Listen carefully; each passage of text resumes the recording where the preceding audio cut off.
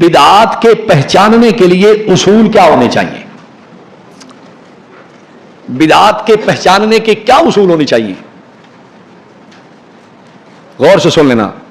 بدعات کے پہچاننے کے لیے چند اصول ذہن میں بٹھا لیں. نمبر 1، کوئی فعل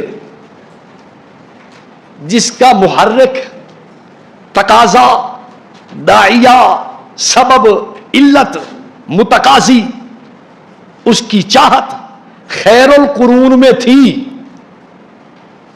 باوجود داعیہ، سبب، تقاضے، متقاضی، علت کے، چاہت کے پائے جانے کے وہ عمل نہیں کیا گیا، اسی علت، سبب، داعیہ، چاہت، وجہ سے آج اس عمل کو کرنا یہ بدعت کہلائے گا.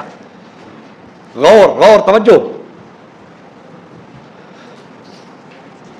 مثال، اذان کے ساتھ صلاۃ کیوں پڑھی جاتی ہے؟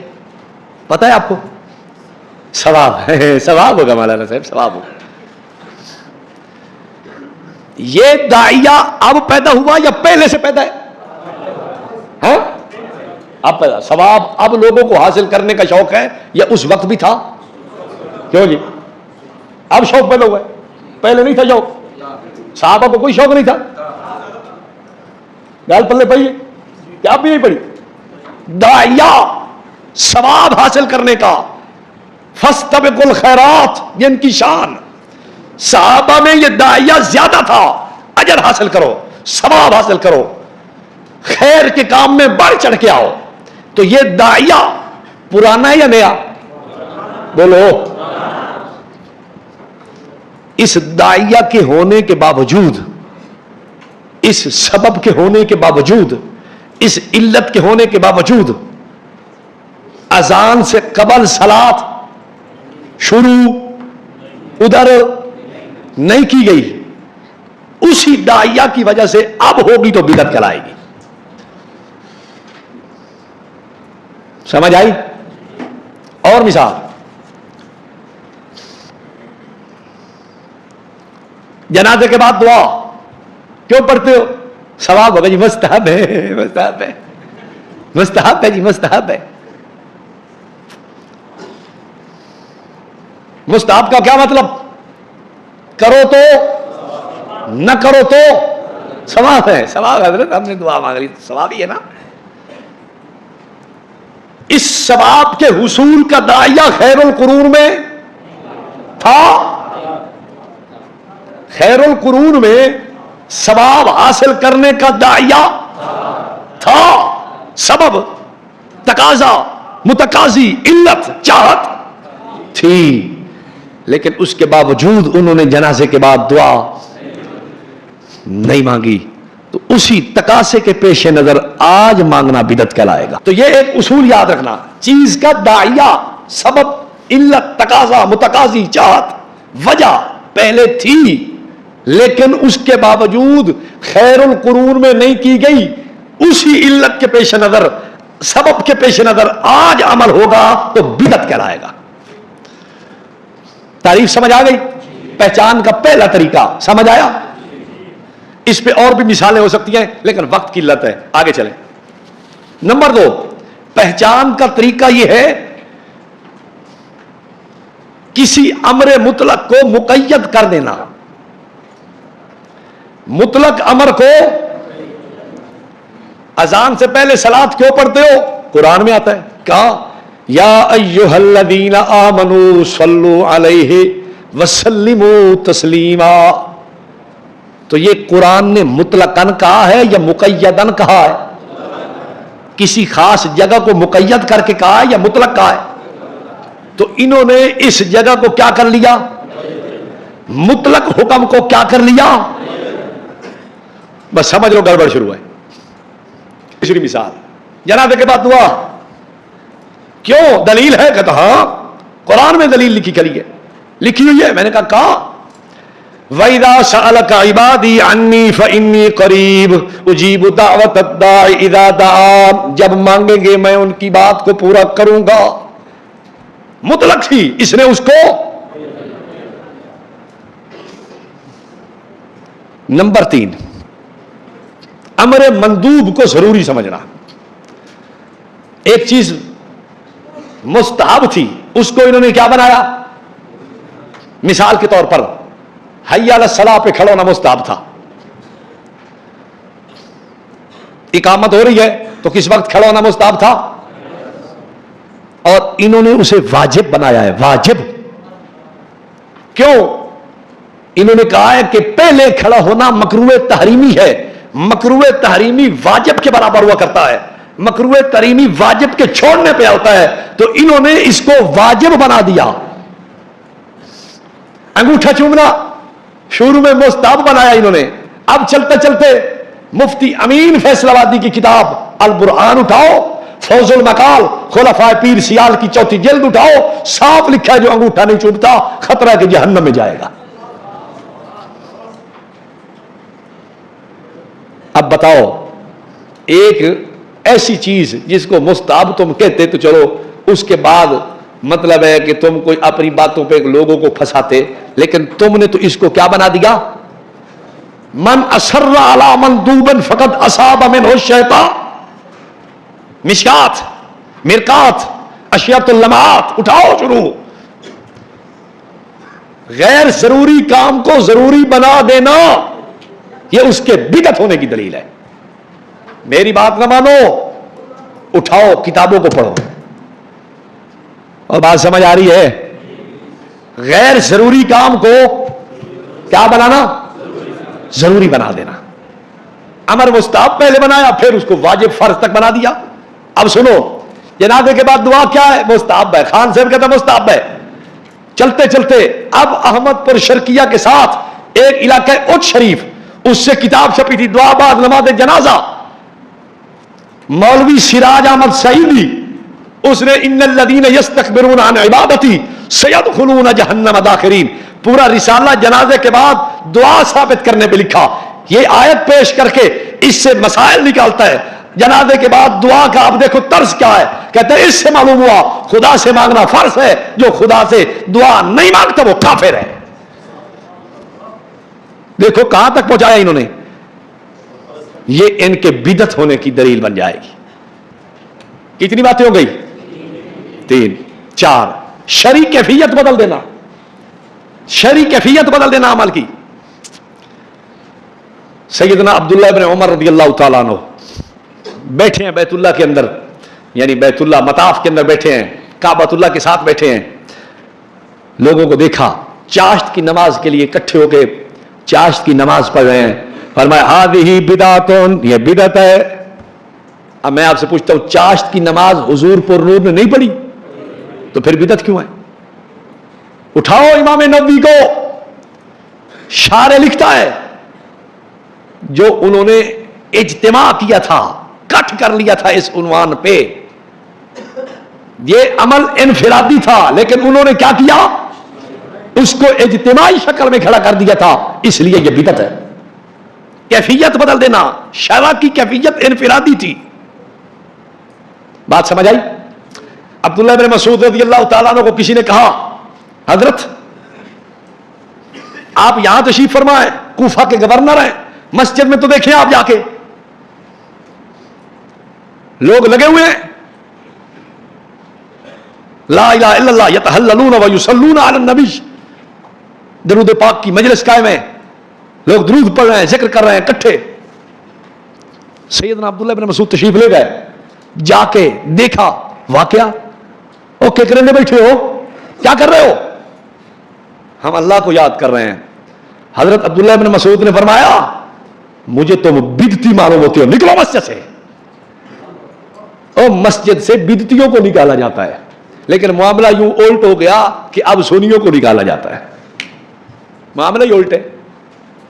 نظام ہی جب الٹ ہو جائے، اتخذ الناس رؤوسا جہالا فافتوا سئلوا فافتوا بغیر علم فضلوا فاضلوا. اب حال تو یہ ہے، معاملہ الٹ.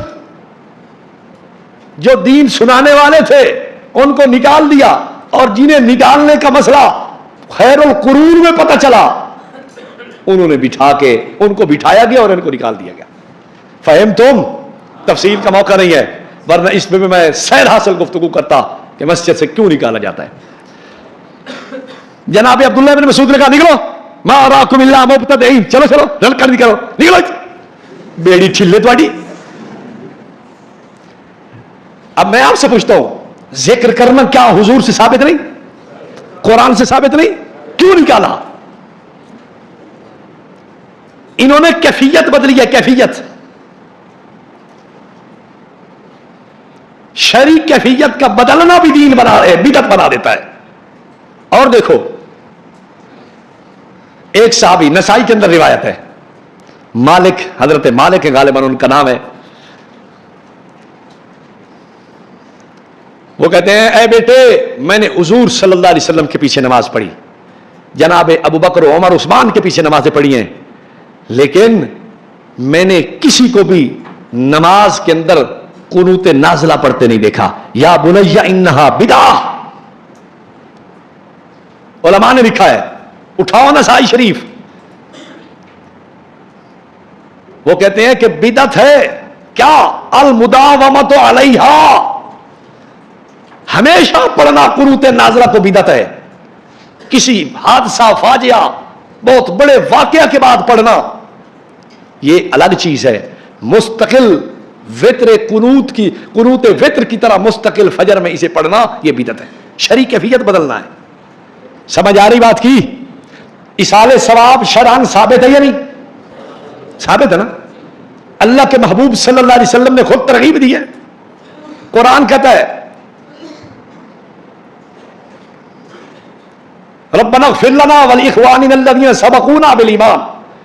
یہ دعائے مغفرت پہلوں کے لیے کر رہا ہے. قرآن خود ترغیب دے رہا ہے. شارع علیہ السلام نے خود امت کو بتایا ہے. اصال ثواب کو کون غلط کہہ سکتا ہے؟ لیکن یاد رکھنا اگر کوئی کل خانی کا کٹ کر کے اصال ثواب کرے تو اب شرعی کیفیت بدل دی ہے اس نے. اب میں نے ان کو پیار سے سمجھایا بھی صحیح. دیکھو زور سے پہلے 4 رکعت سنت اجر ثواب رکھتی ہے یا نہیں؟ پڑھتے ہوتے ہو ہیں؟ کتنے بندے پڑھتے ہو؟ ماشاءاللہ ماشاءاللہ. باقی سارے مسافر ہیں. اچھا آپ 4 سنت پڑھتے ہیں زور سے پہلے، ثواب ہے یا نہیں؟ ایک آدمی آ جائے بوڑھا آدمی ہو کہ مولانا 4 سنت تو آپ نے پڑھنی ہے، تو اگر اس کی جماعت کرا دیں تو چلو میرے جیسے بوڑھے آدمی بھی پھر پڑھ لیں گے، شریک ہو جائیں گے. ہمارے الفاظ ٹھیک نہیں ہے سورت فاتحہ سورت اخلاص کے، چلو آپ اگر جماعت کرا دیں تو ہماری بھی ہو جائے گی. اب جماعت اگر ہو جائے پھر ثواب ہوگا؟ کیوں؟ الگ پڑھو تو ثواب، جماعت سے پڑھو تو عذاب. کیوں؟ شرعی کیفیت بدل گئی. شرعاً کیفیت یہ تھی الگ پڑھو، انہوں نے اس کو کیا کیا؟ اجتماعیت میں کھڑا کر دیا. انہوں نے شرعی کیفیت بدل دی. یہ بدلنا بدعت ہے. اور سنو بدعت کے پہچاننے کے اصول. سنت کا نسب ہوگا، بدعت حرامی ہوتی ہے، نسب نہیں ہوتا. سنت کا نسب ہے. مسواک آپ کو کہ ہم نے استادوں سے پڑھا ہے، مجھے میرے استاد نے، ان کو ان کے استاد نے، سلسلہ چلتا چلتا امام الانبیاء سرور دو عالم صلی اللہ علیہ وسلم تک پہنچا اور آپ کو حدیث ترمذی کے اندر ابو داؤد کے اندر مل گئی کہ مسواک کا یہ فائدہ ہے، یہ مسواک یہ تو سنت کا نسب ہے. بدعت کا کوئی نسب نہیں ہوتا. کبھی سرگودا سے اٹھے گی، کبھی چیچو کی ملیا سے اٹھے گی، کبھی پھر ہندوستان سے اٹھ سکتی ہے، کبھی بنگلہ دیش سے، کبھی دیہات سے، کبھی شہر سے، کہیں سے بھی اٹھ سکتی ہے. بدعت کا کوئی نسب نہیں ہوتا، کوئی سر پیر نہیں ہوتے، کوئی بنیاد نہیں ہوتی.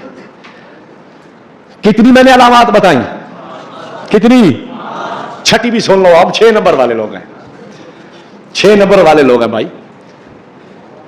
تشبہ، کسی عمل میں تشبہ ہو جائے، یہ عمل بھی شریعت چھڑا دیتی ہے. مثال کے طور پہ میں ایک مثال دیتا ہوں.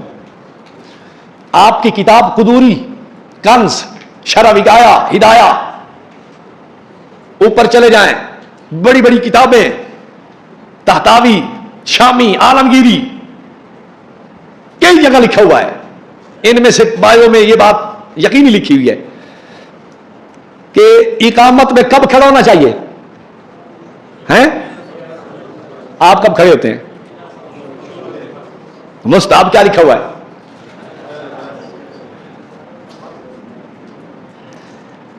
ایک جاہل نے مجھے فون کیا.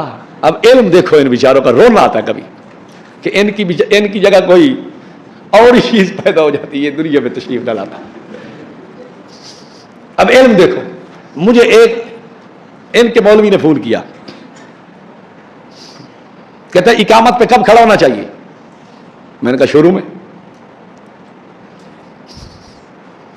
میں نے کہا تو کیا کہتا ہے؟ کہتا ہے حی علی الصلاۃ پہ.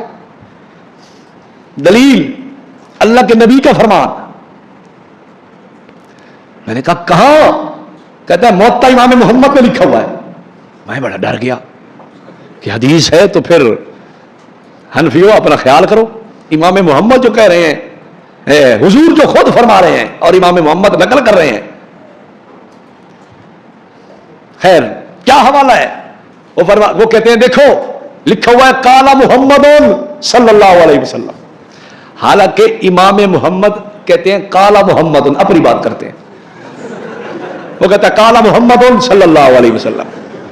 اور میں نے کہا تیری بیڑی بڈھے، اور تیری بیڑی تو ملا لائے ونجے. یہ تو لکھا ہوا ہے قال محمد، امام محمد کہہ رہے ہیں، تو صلی اللہ علیہ وسلم پڑھ رہا ہے.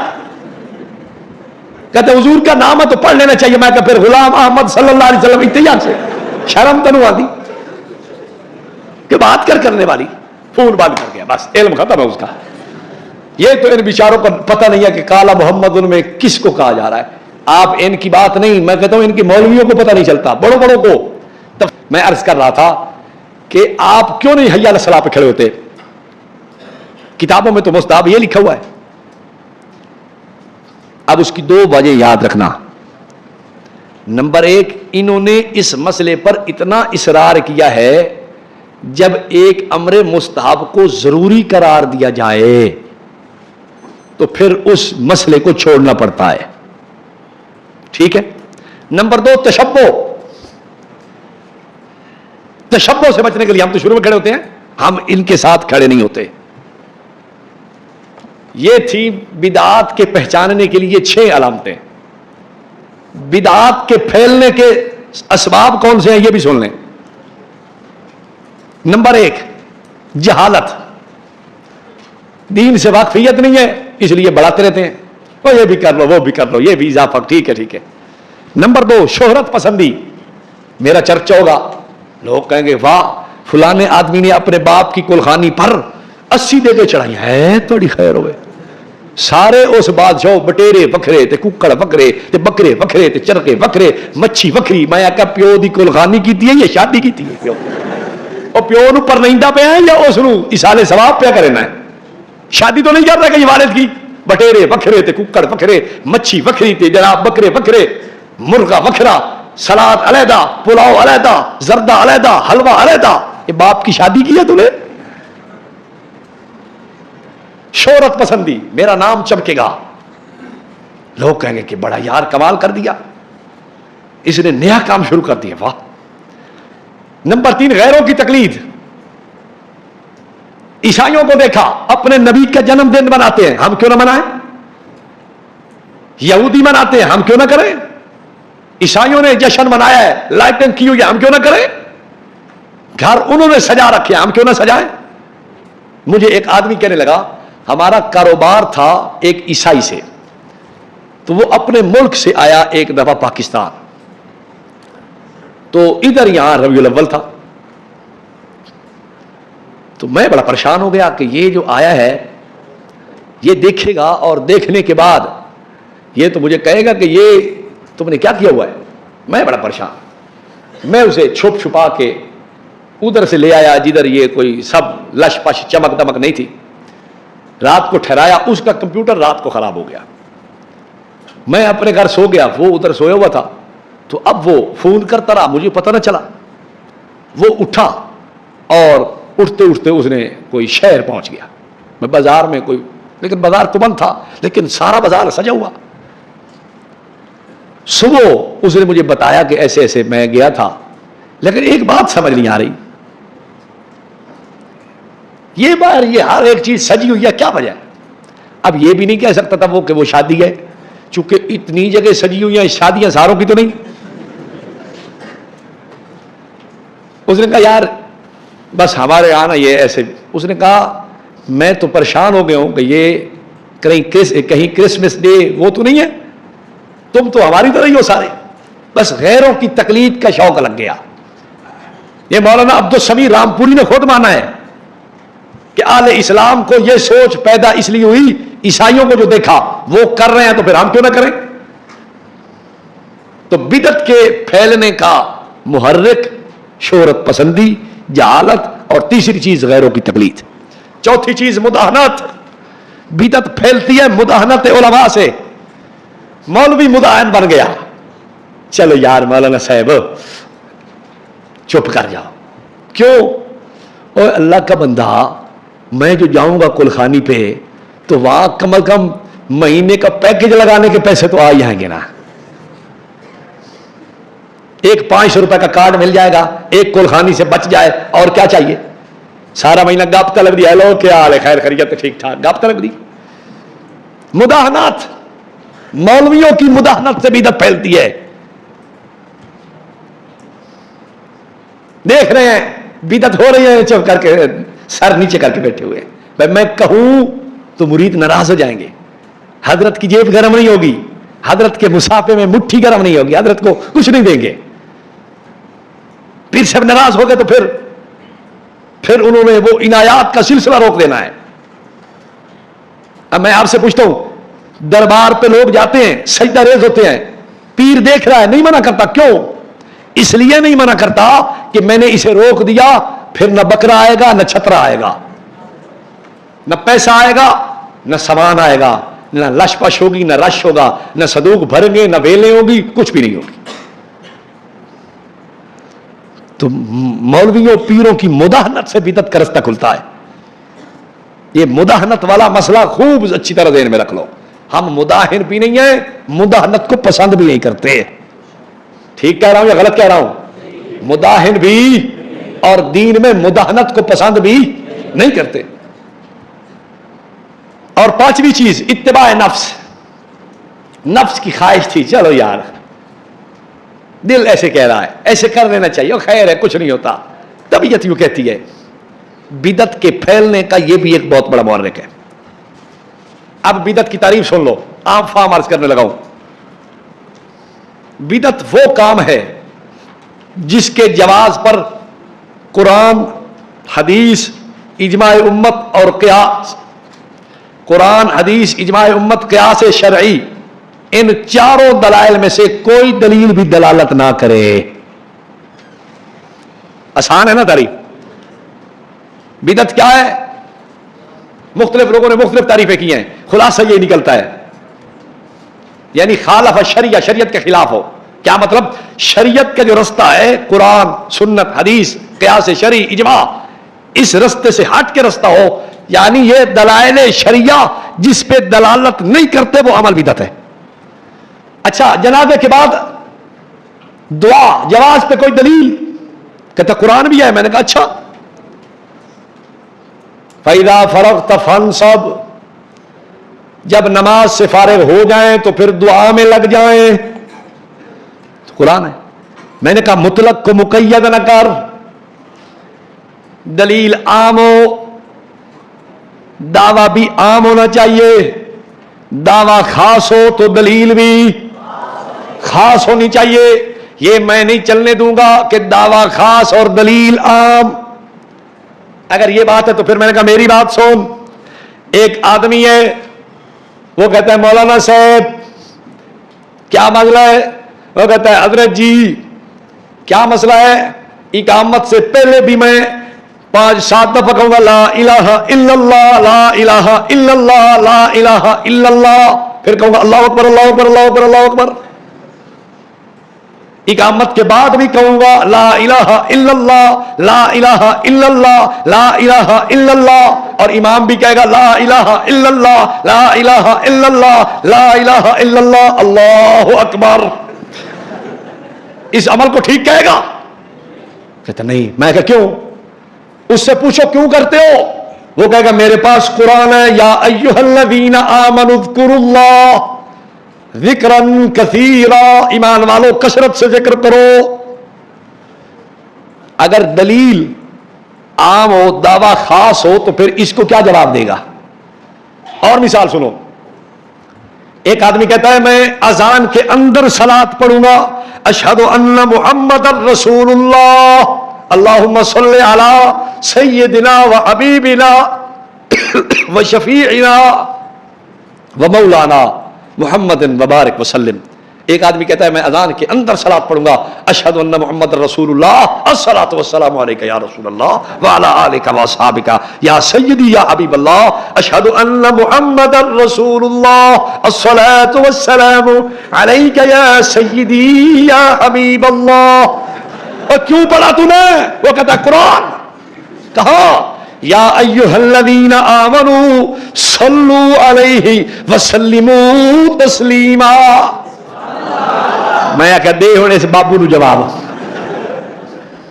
इसको जवाब दो। अगर ये तर्ज रखना है आपने, दावा खास दलील आम, तो फिर हर आदमी ये कर सकता है। एक आदमी कहता है अजान इल्लल्लाह पे खत्म नहीं करनी, बल्कि कहना है ला इलाहा इल्लल्लाह मुहम्मदुर रसूलुल्लाह, यूं खत्म करनी है। क्या दलील है? वो कहता है अल्लाह का कुरान है, उज़्कुरुल्लाह ज़िक्रन कसीरा, और कुरान पाक के बाद हदीस में अफज़लुज़ ज़िक्र ला इलाहा इल्लल्लाह मुहम्मदुर रसूलुल्लाह। ये अफजल तरीन जिक्र है। तो मैंने जिक्र किया है कि मैंने जुर्म कर लिया है, मैंने किसी का कोई चोरी किया है, डाका मारा है, मैंने किसी की कोई दीवार गिराई है, जुल्म किया है, मैंने तो कुरान पे अमल किया है। कैसे रोकोगे इसे? क्यों जी रोक लोगे आप? अगर दलील आम दावा खास, ये पहलू इतना खतरनाक है कि फिर सारे लोग अपना अपना दीन लेके फिरेंगे। हर आदमी का अपना दीन होगा, हर एक सोच सोच के अपनी शरीयत, अपना दीन, अपना निजाम बना के फिरेगा। ठीक है, बात समझ आई? तो जनाजे के बाद दुआ, मौलाना कौन सी दलील? कुरान, उसको छोड़ दो। हदीस इज़ा सल्लैतुम अलल मय्यत खड़ी है। मैंने कहा इब्ने माजा नहीं पढ़ी आपने? कहता कैसे? बाब माजा फिर दुआ फिर सलात अलल जनाजा। इमाम इब्ने माजा कहता है कि इस हदीस में जनाजे के अंदर दुआ की बात है, तू बाहर की बात करता है।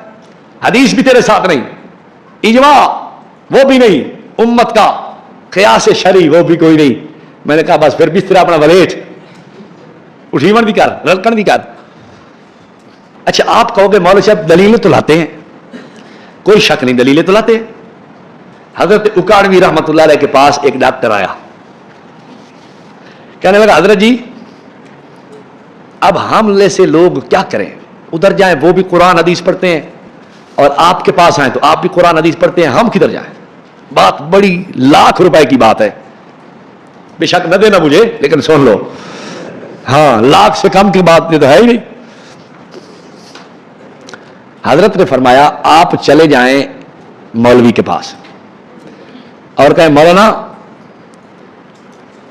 नमाज के आखिर में दुरूद इब्राहिमी पढ़ना चाहिए?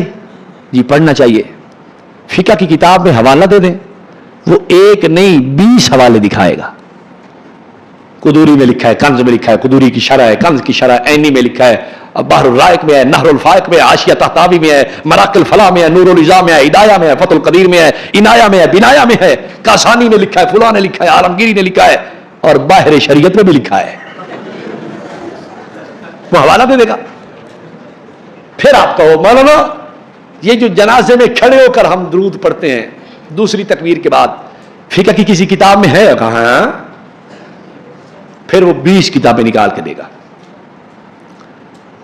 फिर आपको मौलाना یہ جو جنازے کے یہ جو اذان کے شروع میں ہم درود پڑھتے ہیں یہ بھی کسی کتاب میں لکھا ہوا ہے. اب مولوی کیا کرے گا؟ سیدھا قرآن پاک کو ہاتھ لگائے گا.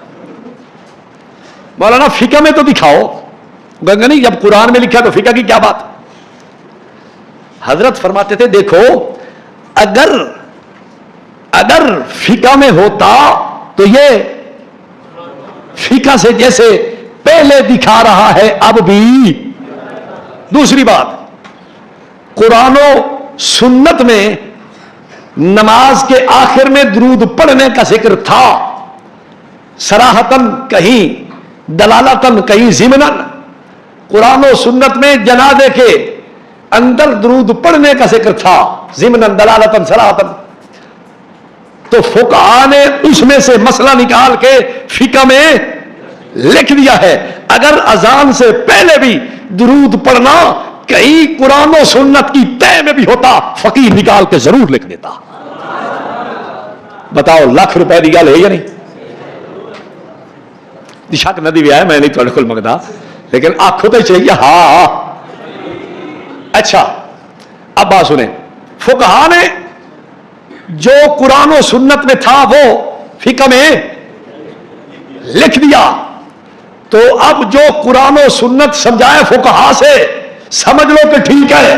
جو کہے نہیں قرآن و سنت فقہاء سے نہیں سفہاء سے سمجھو تو پھر سمجھ لو یہ سفیہ ہے. یہ کون ہے؟ سفیہ ہے. یہ بھی بہت بڑا مقام ہوتا ہے، ایسی بات نہیں ہے، یہ بھی بہت بڑا رتبہ ہے.